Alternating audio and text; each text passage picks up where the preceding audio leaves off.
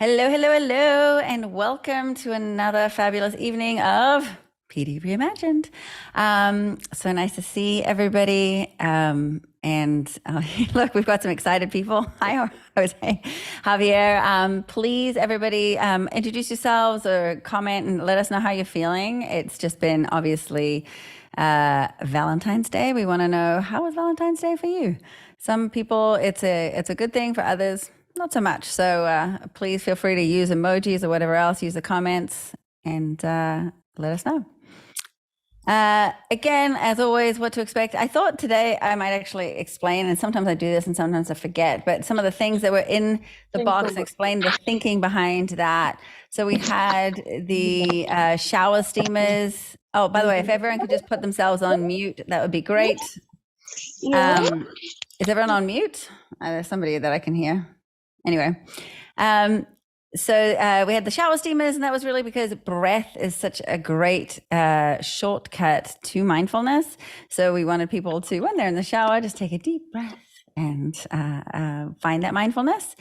We wanted to raise your vibration by giving you the little mini massager, and that was behind that. And then some extra love with those heart erasers and crystals. And the mala that you guys got was actually, it's a sandalwood mala. It's 108 beads, and they're actually made for, they're called prayer beads or meditation beads. And they're made so you can count your manifestations, your, not manifestations, your breaths or your mantra. And you can also obviously wear them just as a necklace, whatever you like. But that was what was in the box for this month. Coming up for this summit, we have our special guest, Pooncha Machaiah, who's already on, who I'm super excited to share with you guys. He's the CEO of the Chopra Foundation. So we're very, very blessed to have him here tonight. And then after that, we're going to end with some Q&A. So just make sure that if you guys have anything, just think about it, write it down so we can share it at the end. We'd love to have you guys ask some questions at the end. And then we're going to go into breakouts as normal. And we're going to share one big aha moment you have. This time, we're actually going to give you the Padlet in advance. And we can share back on the Padlet. Remember, sharing is good for you and obviously the other educators in our community. We've got 2 Garth Brooks tickets that we're going to give away in Vegas. And Andy, can you let us know who won? Just a random selection of Yes. The winner is Samantha Lynch. Okay, so we're going to reach out to Samantha Lynch for the 2 Garth Brooks tickets. Thank you guys also for all the feedback. It's been really, really helpful. Anyone who ever wants to give us feedback on the boxes specifically, we also love hearing that as well.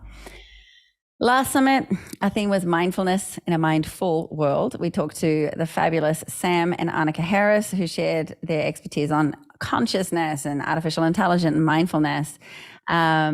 And what mindfulness really is, how does it differ to meditation, how important it is, and how to achieve it. We're going to just extend that a little bit more with somebody who works alongside probably one of the biggest gurus, modern day gurus, Deepak Chopra, and is himself actually a huge expert on meditation technology, also probably some AI. I'm so curious to get your thoughts on that as well. And since it's Valentine's Day, we're going to talk about love and self-love.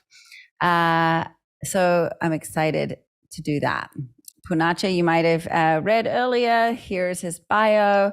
He is an entrepreneur. He has a huge technology background. He's worked for over 20 plus years in Fortune 500, Fortune 100 companies. He's co-founded and founded countless technology companies and platforms and apps and organizations.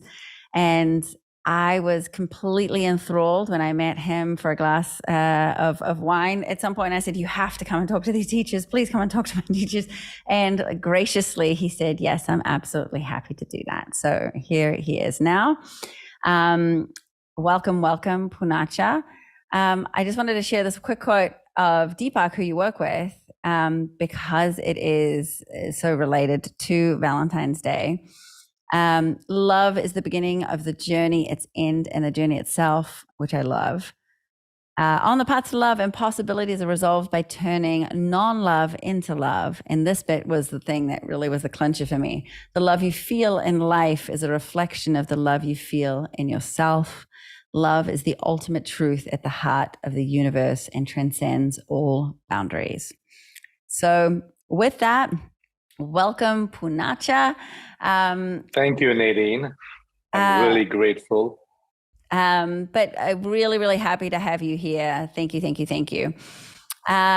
Usually I start all of these conversations with the question of like, tell us a little bit about yourself. But since I know you do something pretty special as a mindfulness exercise, I thought maybe you could run us through that so that we could all experience that and it might center everybody as well. So in a bid to know more about yourself, why don't we start there?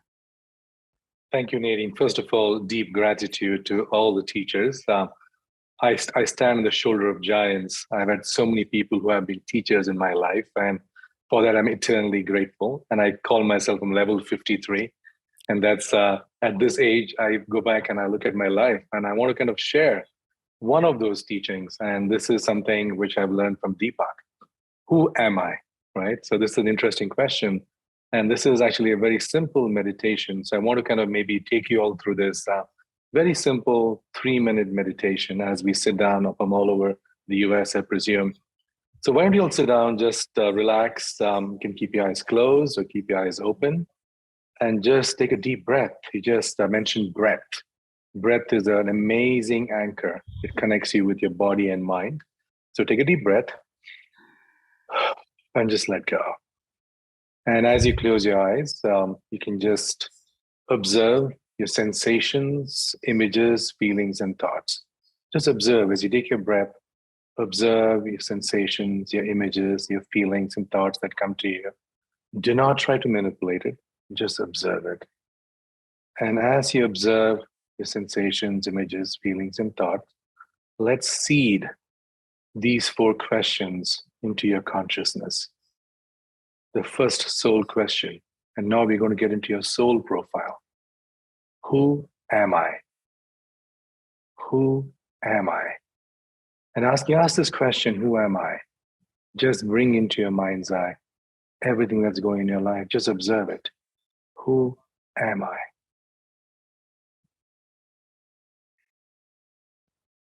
Who am I? Now let go of the question, who am I?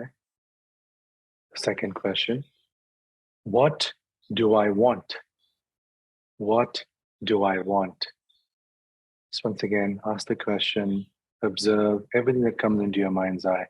What do I want? What do I want?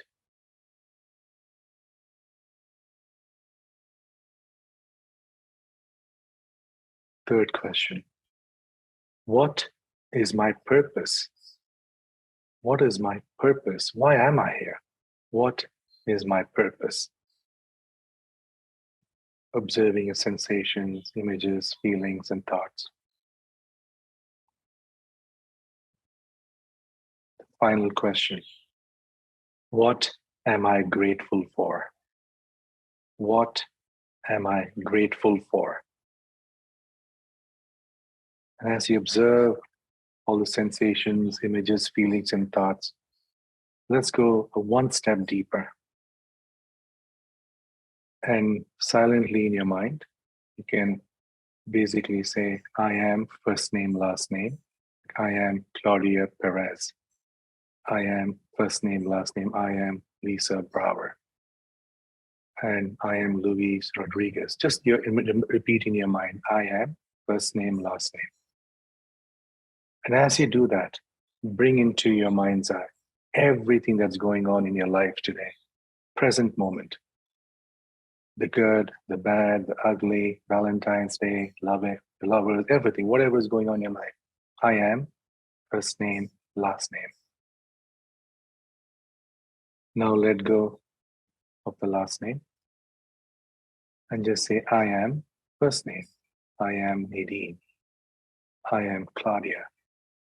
And now bring into your awareness your earliest memories. Go all the way back. The earliest memory you can remember, when you were a child sitting on your parents' lap, or maybe with your grandparents, running in the yard, your earliest memories from childhood. I am, first name.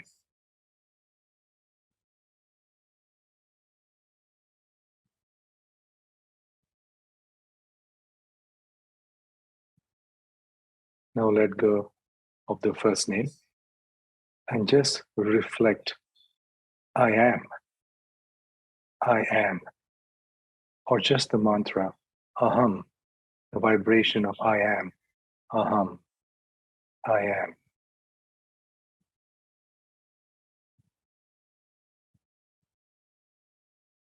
I am.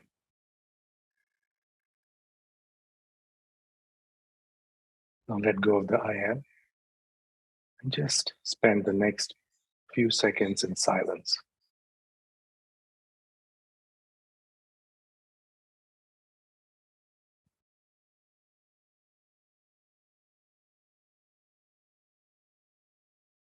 As Rumi said, God's language is silence. Everything else is poor translation. With that, let's kind of come back to the present moment, to the deeper self. You are a spiritual being having a human existence. Thank you. That was great. Wow. Thank you so much. And this is, once again, Nadine, it's about returning to who you truly are, right? Mm-hmm. We sometimes forget that we played many different roles, but eventually going back to who you truly are before you're a father, mother, husband, wife, CEO, teacher, who you truly are, that essence is who am I? Yeah, it's interesting because I did this exercise before having you on, just written, a journal, and I'd meditated it before, slightly different though. And what was interesting about it is I definitely noticed almost like a chameleon aspect, that I was a different person depending on my environment, right? And I know you guys talk about that. There's like the outward me, there's the inward me, there's the shadow self.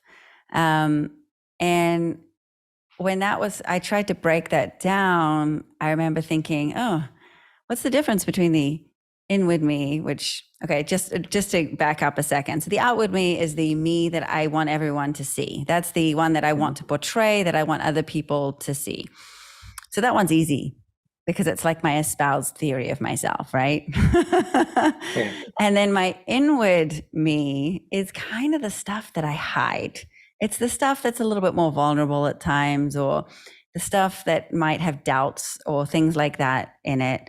And that's the side that you have to be very, very close to me in order to see that side of me. And so that's the inward me. Then there's the shadow self. And I had a little bit of a hard time with that because I was like, well, isn't the shadow self just the stuff that's inward me, but that you try and repress anyway? And how do those differ? So I kind of wanted you to explain a little bit, how does the shadow self part of me versus, I know it's the more subconscious, but as we reflect on things, how does that differ from the inward me? So I think the easiest way to say this is that yourself and your selfie, right? When you take your selfie, you can take different selfies depending on what your state you're in, who you're trying to share this with. You're taking a selfie, is it on Instagram or is it on Facebook? And the audience differs, right? So sometimes what we do is that based on who we are and the situation you're in, you kind of morph what you want other people to see, right? The internal you that's the who am I. When you remove the first name, last name, that's a much more mature Nadine Levitt, right? That's that's a today who you are. When you go back, I am Nadine, it's a little bit more, I would say, innocent, like before you were given a last name. So what happens in life, we cannot keep on adding these layers, right? And we build multiple layers. That's why going back to who am I? And you ask this question every day, right? And this is a very interesting practice because every day I only ask you to observe it, don't try to change it. and you start asking the question, who am I? Who am I? Who am I? Eventually you start triangulating. And then the difference between the self and the selfie becomes smaller, right? Mm-hmm. And you basically start converging into really, like example, I am Pooncha Machaiah. Sure, what does that mean? I'm 53 years old. I'm Indian, born in India, CEO of the Chopra Foundation. All of them are assumed identities, right? Mm-hmm. But who is Poonacha really? And I think that's getting to the core of that. And that's really the practice of this journey we say from here to here, the inner space versus the outer space journey. Mm-hmm. Yeah, well, that's really well said. And I think it's something that we don't spend a lot of time thinking about. So how did you get to this persona that we see right now? Like, what's your story? I mean, you don't have to dig all the way down into like, who am I? But what is the sort of road that you've taken? Because it's an interesting story. Yeah, I think for me, very quickly, I think I started off in India, and I think my first influence was my teacher. I went to a Jesuit school, boarding school in India, and it was very hard as joining a boarding school right in the middle. And I was brought up by amazing Jesuit priests, and I think I was about 11 years old in boarding school. And then I remember running my race, and I fell just before the finish line, and I never wanted to run again. And I remember brother Caligaro, and a Jesuit priest from Italy, he picked me up and he held me and he said, "Fidet labore, fidet labore." He said, faith and toil, faith and toil. Mm-hmm. And that has become just everything I believe in today. Those words, faith and toil, really took me from India to the United States, and I've been here since I was 20 years old. But the reason I believe in fidet labore is because of what I try to embody. I say I embody the archetype of the warrior monk. And the warrior always helps the helpless from times immemorial. And the monk provides hope to the hopeless. And a world where no one is helpless or hopeless is a world I imagine. And that's really my utopian world. But what does that mean? So what happened as I was a technology entrepreneur, I had my technology success. But somewhere along the way, I wasn't happy. And I realized that is not the mountain I wanted to climb. And that's when I really met Deepak almost 2 decades ago. And he said, hey, I want to really reach 1 billion people for a more peaceful, just, sustainable, healthier, and joyful world. And I said, sign me up. And so I really wanted to take my superpower, which is technology and simplification, to really bring education and awareness to everybody to the best we can. So before there was Calm, Headspace, and Insight Timer, one of the largest meditation experiences were the Oprah and Chopra 21-day meditation. So we really want to bring well-being to the world. So my story is really starting off in India, looking at resilience, and because resilience is always a story of my life. And I realized today, adversity happens to everybody. The COVID taught us that, right? For the first time in the world, we all faced the same storm. Some people were in boats, some people in boats with holes, some people were in yachts, but we faced the same adversity. And I always say, when we face adversity, I call it the ABC principle. A is always having an attitude of gratitude. Doesn't matter if you see a glass half empty or half full, just an attitude of gratitude. B is believe in impermanence. This too shall pass, right? Even though what you're going through today might be the deepest, darkest winter of your life and the dark night of the soul, there is still spring and summer. It is going to happen. There's sunrise and then there's the sunset. It is always a cycle, impermanence. But C is the interesting thing. What conscious choice are you going to make next? We can always choose love. Love is an option we always have. So if I always say, is what you're going to do next going to help others or hurt others, right? Help me or hurt me? And if you ask these 3 simple questions, doesn't matter what the adversity is, I think we can get through it. And when I look at the crisis we have in the United States today, as a kid who came to the United States from India, the global pandemic is not COVID. It's a mental health crisis, right? Yeah. Every 40 seconds, we lose someone to suicide globally. And in this 1 hour, Zoom, more than 65 people would have died. That is the human tragedy. So I go back and I say, what do we do? Like, and how do we kind of address this? And that's really been the core of why my journey is.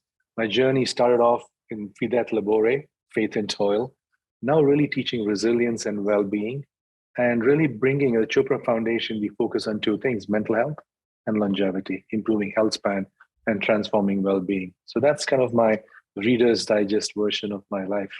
I love it. I love it. And we're going to dig a little deeper in a minute, but you did touch on it, because I think both mental health and longevity have a through line of love.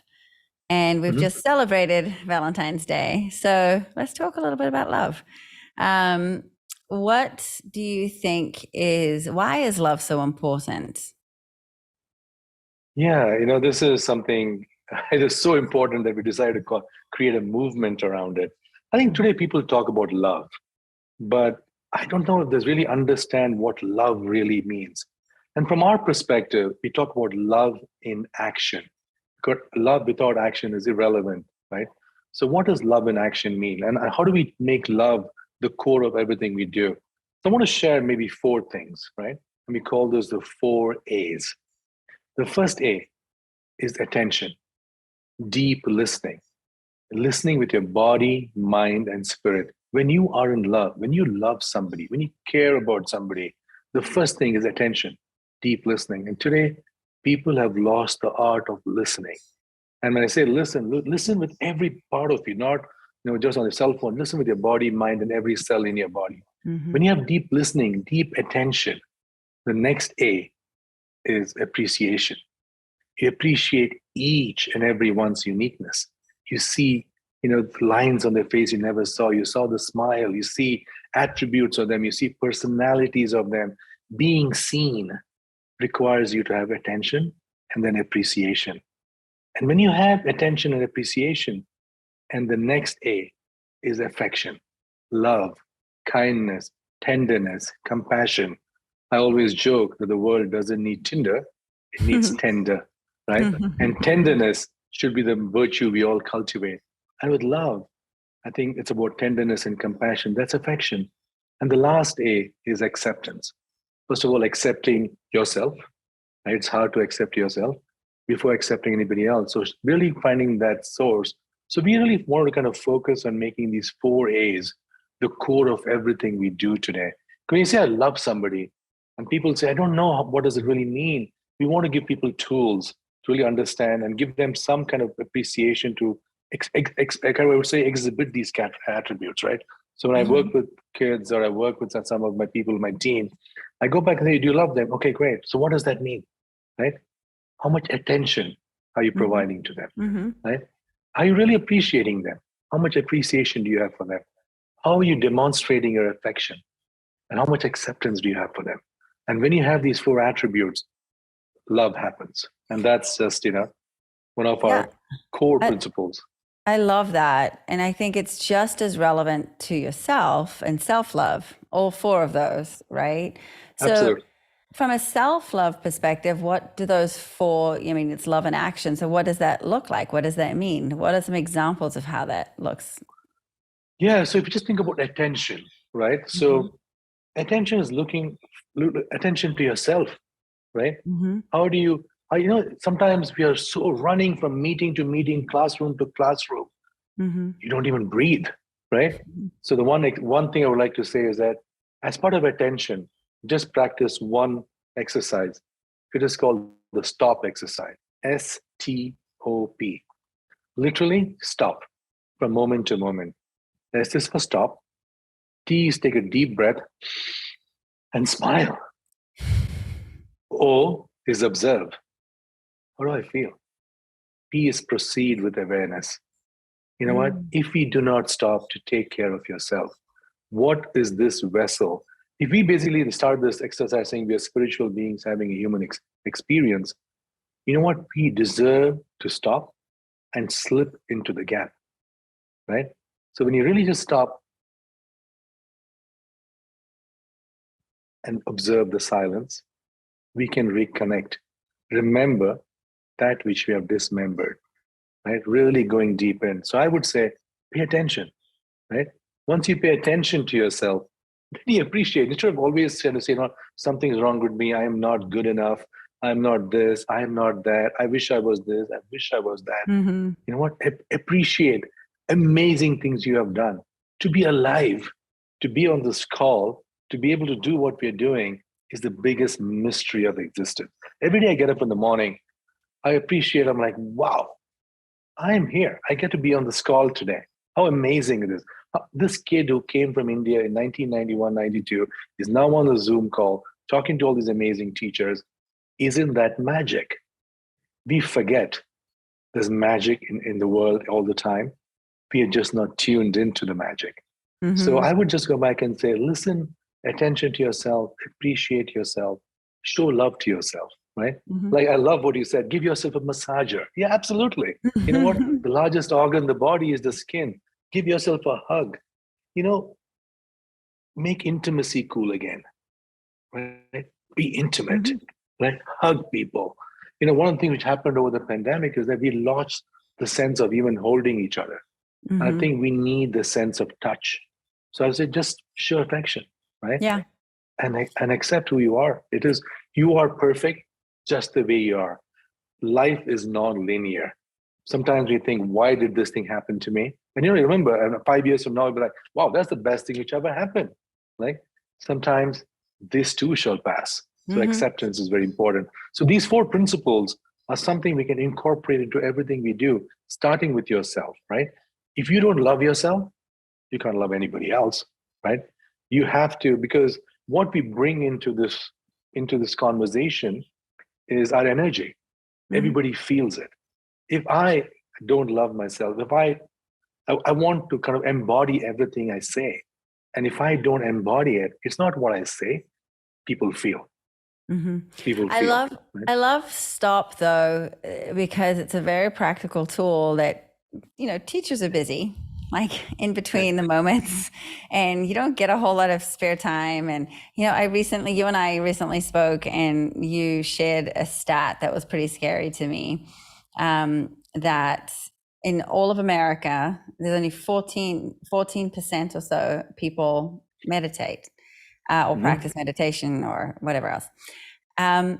I don't know. I mean, maybe we can actually, can we do a really quick poll to see, Andy, I don't know if you've got anything lined up, but I'd be curious to see if that is actually the same in our community. I mean, not counting today, because that was a meditation, but just like outside of this summit today, is meditation something that you practice? Andy, if you can just pop up a quick poll, hopefully you're listening and you haven't wandered off. Oh, you're good. Perfect.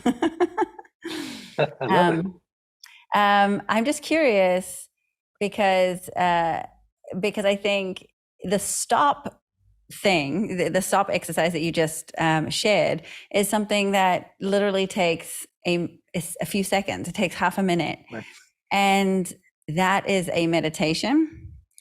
And that's sometimes all you need, is that little moment. So it's interesting here. We've got, oh my gosh, it literally is.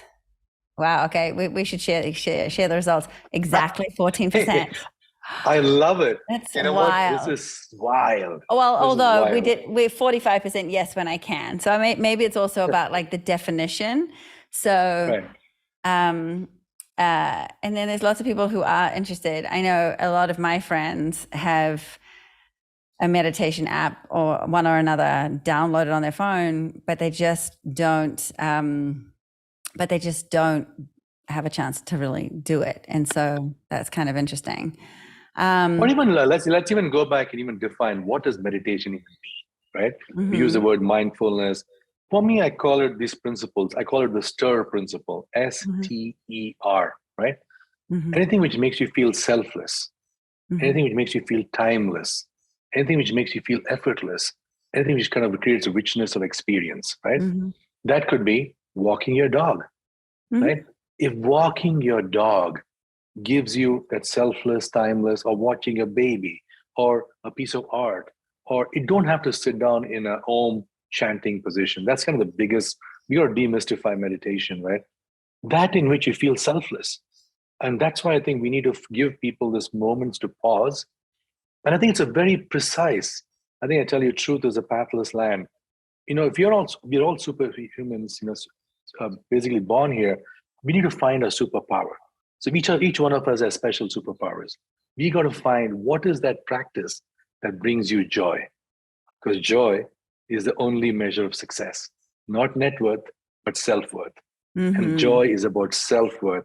And I think that we get so caught up in this world trying to be somebody. That's acceptance, right? Appreciation, acceptance. So we need to find joy in everything we do. And who am I? And not comparing ourselves constantly. This brings up a good point, because another thing that I really loved, which was a really mind-blowing moment for me when in our conversation, was the conversation about comparing and conformity. Can you dig a little deeper in how much conflict that really causes in people's lives, and how it's not a natural but a learned thing to conform and to want to conform and to want to compare? And it's a very natural, for me, it's so natural. Even people who say they don't want to do it, I've heard, like on podcasts, for example, like, psychologists and so on and so forth say, yeah, it's really just so hard when you compare, and there's no good that comes of it. But then 5 seconds later, they're comparing something else. It's so natural, right? But you say it's not. So let's just sort of unpack that a little bit.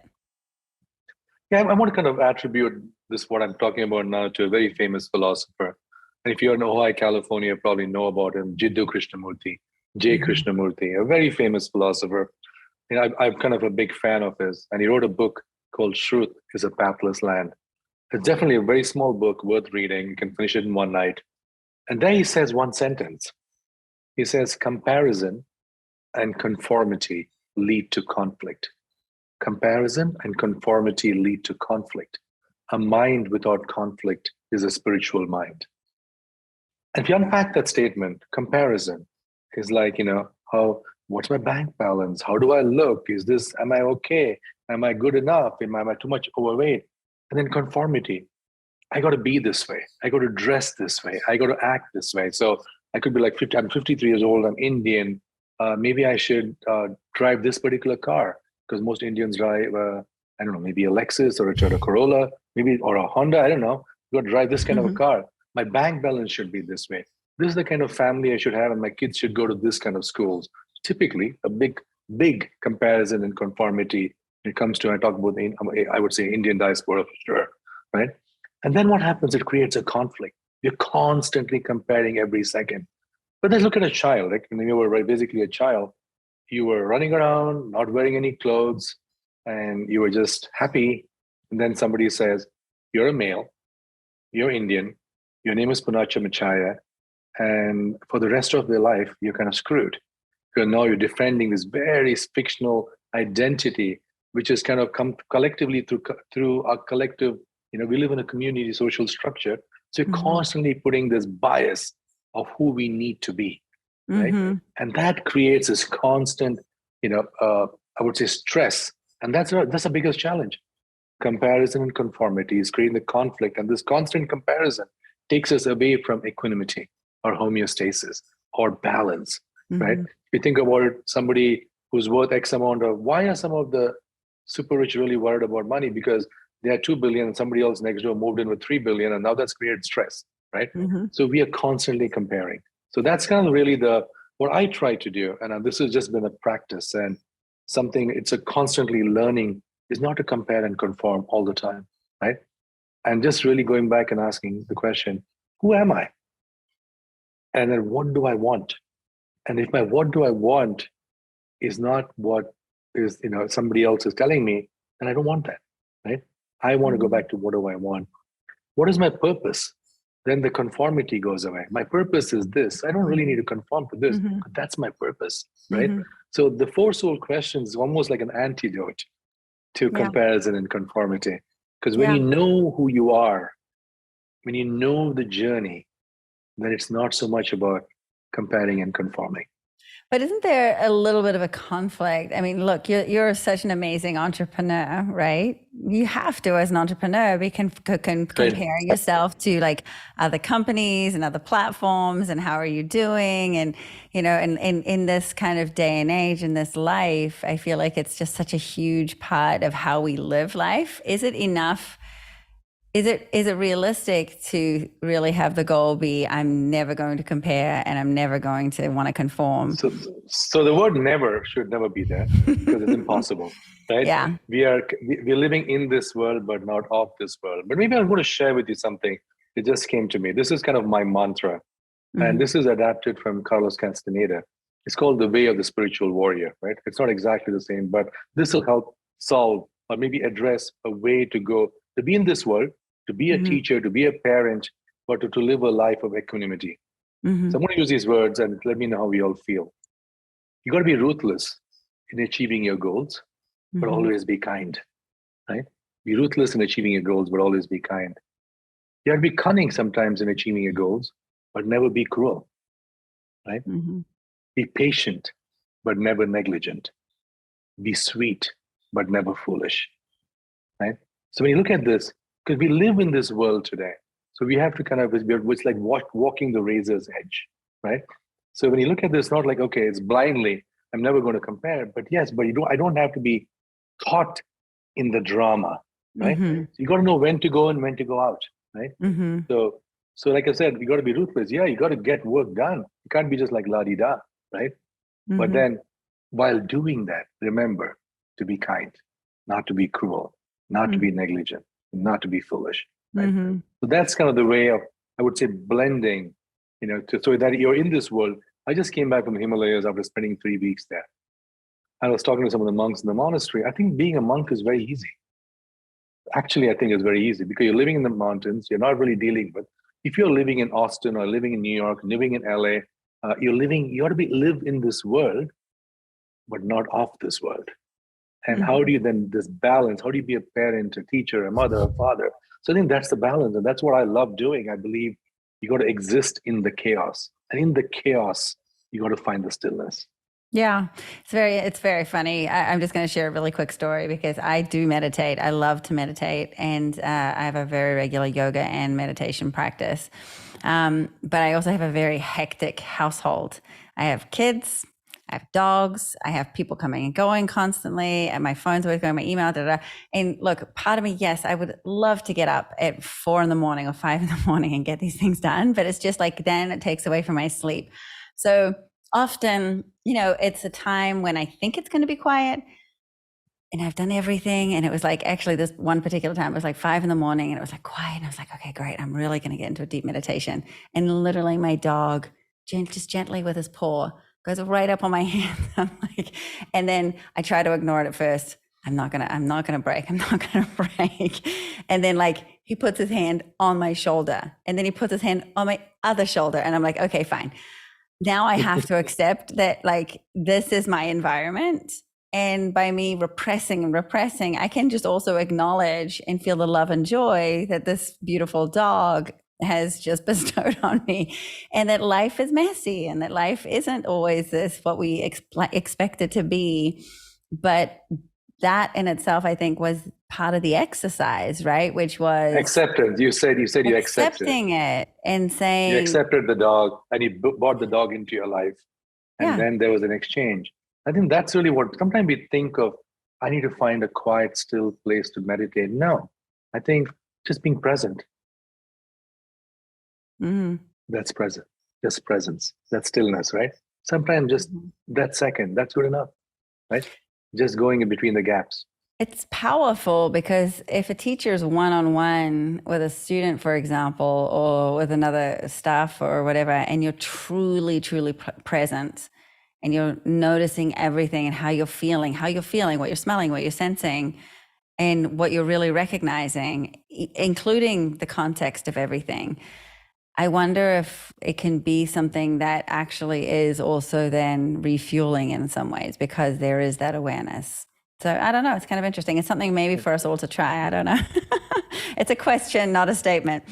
I think just before every time you go into anything, just stop for a few seconds. Like I said, stop. Take a deep breath. When you take a deep breath, you're actually telling the very primitive nervous system, the brain, that everything is okay, right? Today, what we do is shallow breathing. We're literally breathing very shallow. When we take a deep breath, it basically says, the lion's not chasing me anymore. Everything is okay. And when you actually smile, you actually, it's biomimicry. You're actually sending receptors to your brain that, you know what, I'm good. And you observe and you reinforce that, and then you proceed. And you can just, if there's nothing today, let's just learn how to stop. Because we are human beings, not human doing. You're constantly doing. It's time to be being. Oh, that's nicely said. I like that quote. We'll have to repeat that one, I think. I like that one a lot. Yeah, also the thing with the breath, it's so interesting because I so subconsciously do it. The more busy that I get in life, the more I start to hold my breath. And it's funny at night when I do a meditation before sleep, because it's the only way I can fall asleep, is, it's, often I do a body scan and I'm trying to relax certain things. And I don't realize that I feel like I'm relaxed at first glance. And I feel like, yeah, I'm completely relaxed. I'm completely relaxed. And then I realize, oh no, I'm actually holding tension in my eyelids. I'm holding tension like in my shoulders. And this whole time I've had no idea that I'm holding tension in my shoulders. And it's funny, that kind of release. It's like, it's really the biggest gift we can give ourselves. And it really is, it takes a couple minutes. Absolutely. And I think we can also just, maybe what I'll share is the 7 pillars of well-being, right? Because medicine is free, right? We all have the tools. And one of the goals of Deepak and the foundation is to give control back to us. Everybody has control over their own health and well-being. I call it the 7 pillars. First one is nourish. Nourish your body. That's like nutrition, nourishing your body. The second thing is movement, right? It's not about exercise, it's not about, whatever, pick some kind of movement. Third is having some kind of a mind-body practice. Fourth is managing your emotions. Fifth is sleep. Sixth is connection with nature. And seventh is community. And if you have these 7 things in your life, you return the body to homeostasis. You start healing and you feel holy or wholesome. And that's really, I would say, everybody can incorporate a part of it into their daily lives. Well said. You have an acronym for a lot of things. I love that. I'm an engineer by profession. I love that. No, I love it. It's really, really good. So tell me, as somebody who works alongside, an absolute guru, somebody that I really look up to a lot, and is your office always zen and you have this equanimity about you? Do you ever lose it? Is there ever any emotional outbursts? Absolutely. Absolutely. It's life, right? But what I would say is that we don't dwell upon it, right? We move on, right? I love animals. I love pets. I love, if you by mistake, let's say you step on your dog, the dog squeaks, but then forgets about it. It never waits for 2 months to get revenge on you, right? That's true. Like human beings, something happens, and because we are the biggest prefrontal cortex, we're like, I want to get even. I want to figure out what happened. But if you can just live the present moment, this moment is truly a present. So one of the things we have learned to do, and this is a constant practice, is to be really aware of this moment, because everything else is a bonus. Right? Can you share a little bit, I don't know if you feel comfortable, but all the work that you've done around anxiety and how that came about and so on and so forth? Yeah.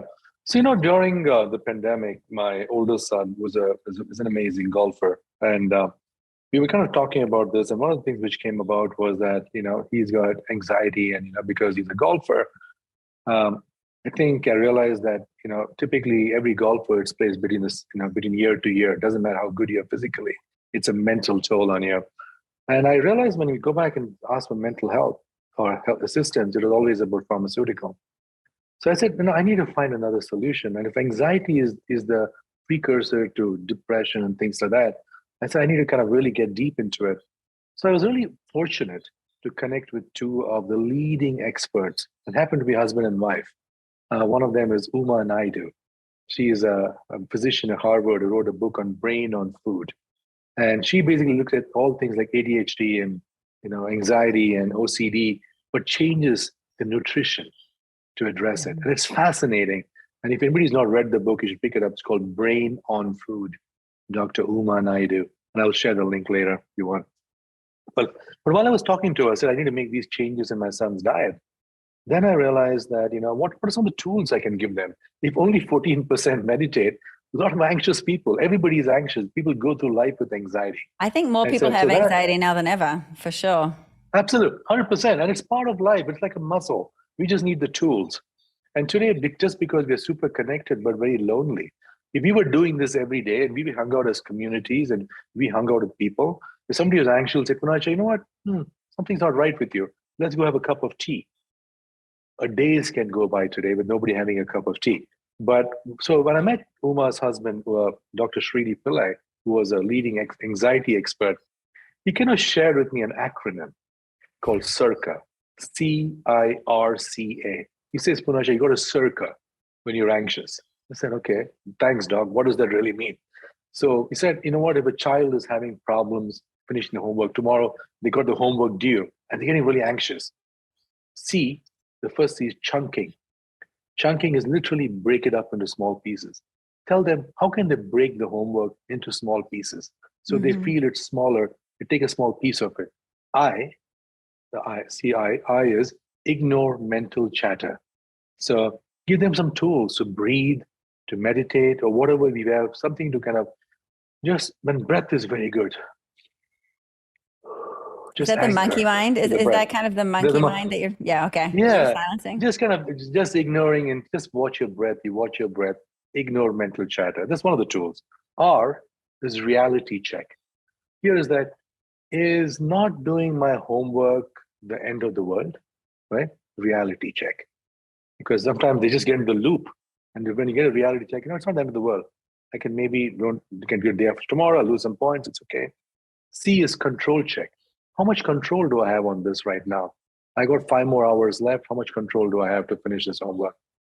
A is attention shift. Let me just step out for a few minutes. Let me go for a walk. Let me just come back.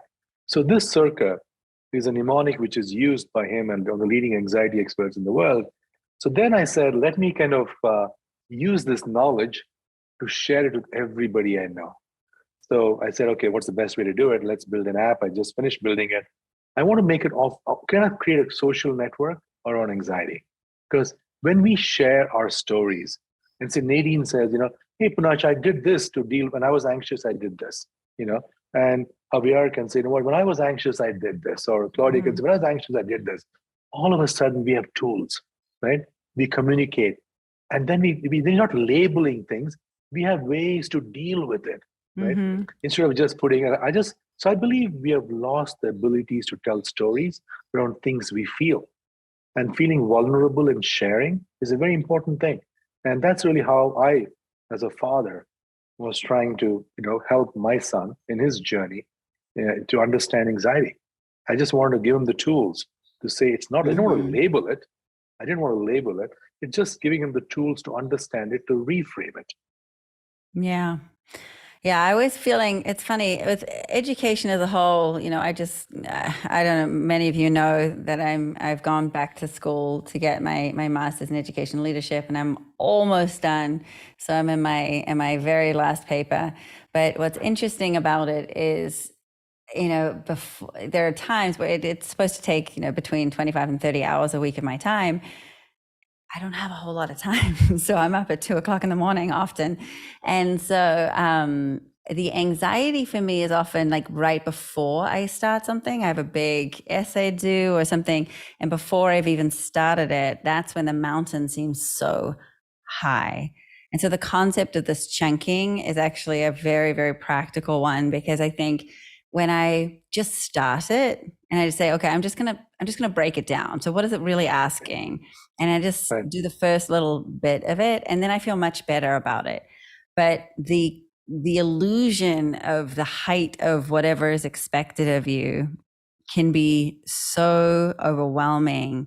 I definitely, I'm super conscious of what that does to me. I've often thought, actually, for the future of education, how interesting it would be if it could be a little bit more like an apprenticeship, because in an apprenticeship, you're not being appraised. They're not like judging you, or by the way, comparing you, or, you're not failing. You actually, you don't need some people to fail.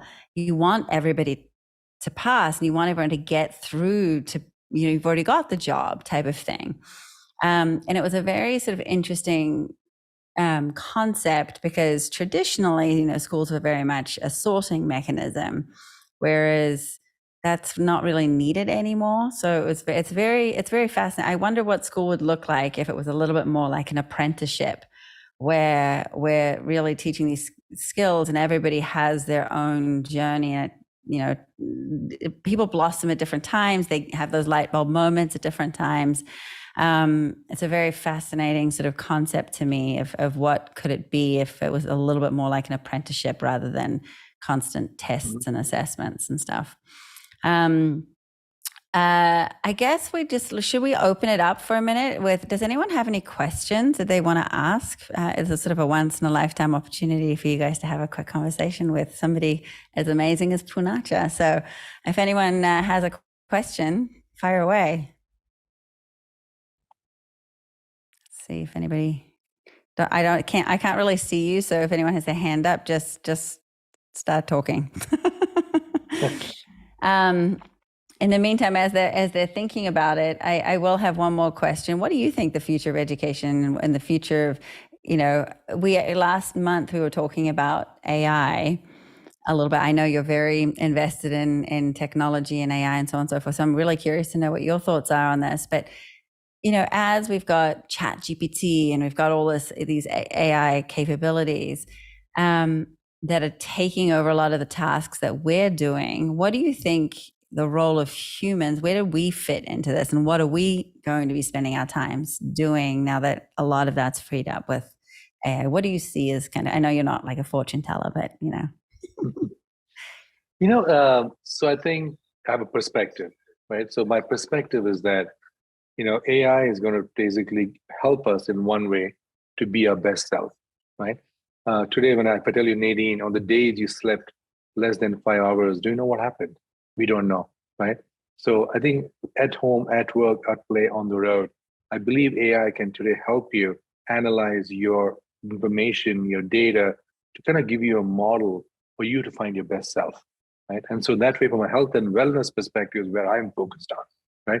Because when you go to the doctor only has one appointment, but 364 days, you are on your own, right? And I think AI has a huge role to play to help you find your best self, to help you optimize your life. And by doing that, kind of keeping you well, right? I think that's why AI has a huge potential. As far as learning and education, I don't want to say too much about, because that's really not my domain. But in health and wellness, I believe it has a huge application. Yeah, I mean, in education, it's very relational. Connection, I do know, is your realm, and connection and love and so on and so forth. And I think that that's a big part of education, in the sense that, Right. it's been shown, there's countless studies that show that the teacher's belief in a student is such a huge part of a student's success. Same with us, right? We all have, if we have somebody, whether it's a partner or a friend or a parent, somebody who believes that we can do something, it really can spur that action, which is. I think connection is human vibration. So I think I look at it as that a teacher, when the day Brother Caligaro picked me up just before the finish line and hugged me and said, "Fi dat labore." Today I can hear his voice in the Italian accent, "Fi dat labore," right? It's an imprint which I'll keep for the rest of my life. So I think education requires the human connection, right? Education, it's a transmission. When a teacher talks to a student talks to a teacher, I believe there's a transmission, right? And then there's education. But first there's trust being built, and trust is invaluable. Just goes to show, it's another example of behind every super successful person, I think there was a teacher that was instrumental in informing them. Yeah, absolutely. I think somebody just went off mute. So if anyone has a question, just feel free to jump on in. And I think I saw something about ABC. Somebody I saw in the chat.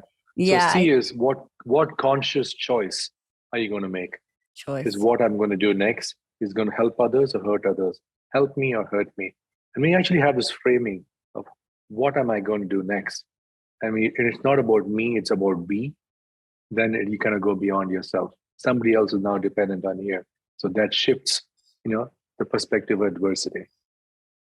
They've got an unbelievable, so many tools, so many things available, and on whether it's on web and so on and so forth. So I really do think, I really encourage you guys to be able to take a look also online. We'll share all the links in the email as well to everything that he mentioned, as well as to all the resources and so forth, because for me, there were so many light bulb moments and so many sort of moments where I was like, I'm so grateful for this moment where I had this. And I'm so glad I get to share it with you. And Poonacha, thank you. Thank you for all your time. Thank you, Nadine. You're incredible. Thank you, all the teachers. Yeah. And thanks for pulling us through the meditation too. Oh, the book that you recommended by Muti, who is that? What was that book again? I just typed it out. Oh, perfect. Okay. And we'll also get the link to everything and make sure that you guys have everything in our email. All right. Thank you guys again. Well, actually, you guys will stay. Poonacha. I'm going to drop off. See you all later. You can drop off, yes. Bye-bye. Thank you so much. Bye-bye. Bye. Bye.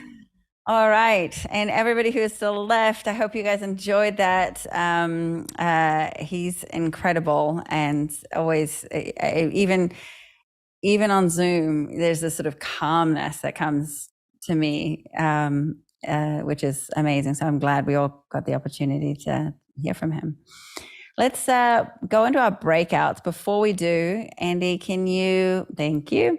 That's our Padlet. So if you guys can just click on that, and then we'll have you guys go into random breakout rooms and work through what's the biggest aha moment you had. And what are some skills, and all those questions are also at the top of the Padlet. And what are some things that you can try in your everyday life? And then we'll share that back on Padlet for everybody too. From us to you, yes, we hope that you've had a fabulous Valentine's Day. Clearly, we love you guys. We're in so much awe of you, and we appreciate everything that you do so much. You make the world such a better place. So thank you guys so much for coming and spending a little extra time with us tonight. And I hope you guys got something out of it. Good night, guys. Have a good one. Bye.